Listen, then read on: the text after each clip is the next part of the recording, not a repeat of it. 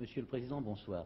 Le 5e Conseil exécutif de la communauté vient de se terminer et vous avez bien voulu venir devant les caméras de la télévision française pour nous en parler.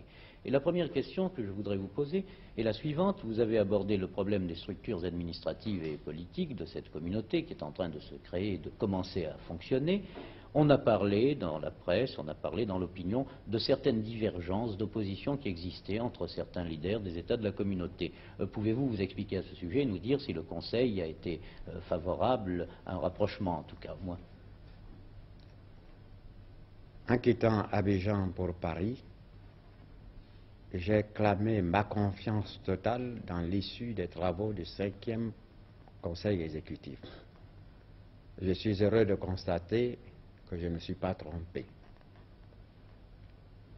La grande compréhension dont ont fait preuve tous mes collègues, la profonde connaissance qu'a notre grand président, le général de Gaulle, de nos problèmes, de nos réalités, de notre but commun et de nos moyens surtout, nous ont permis de réaffirmer une fois de plus notre confiance totale dans l'avenir de la communauté et notre volonté commune d'en assurer vie harmonieuse et durée. Ce que l'on a appelé à tort la guerre des fédéralistes et des confédéralistes n'a pas eu lieu. En effet, la Constitution de la communauté offre à tous les États membres plusieurs perspectives. Il nous appartient de faire appliquer dans la lettre et l'esprit cette Constitution. La majorité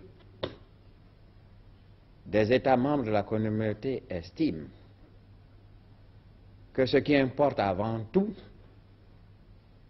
c'est de réaliser les États de la communauté. En effet, par notre vote du 28 septembre, les anciens territoires de la République française, les territoires d'outre-mer, sont devenus États membres de la grande communauté franco-africaine au même titre que la République française.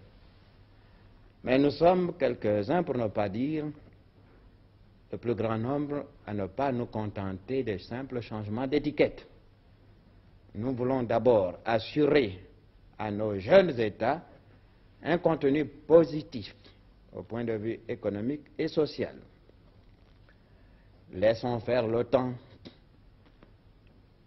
Si chaque jour les jeunes États se préoccupent avant tout d'assurer le meilleur devenir de leurs concitoyens, de leurs nationaux, à partir de leurs moyens, de leur travail, de l'enthousiasme des masses qu'ils doivent savoir mobiliser, et en comptant aussi sur les moyens de la grande République sœur, la République française, et aussi, pourquoi ne pas le dire, sur le concours non moins efficace des associés français de la petite Europe, nous pensons que nous réaliserons là, dans le cadre de fraternité que nous avons choisi, mais qui est aussi un cadre de liberté, l'indépendance à laquelle nous sommes tous attachés, à laquelle nous sommes tous sensibles, mais avec cette différence que nous, États membres de la communauté, nous ne voulons pas nous contenter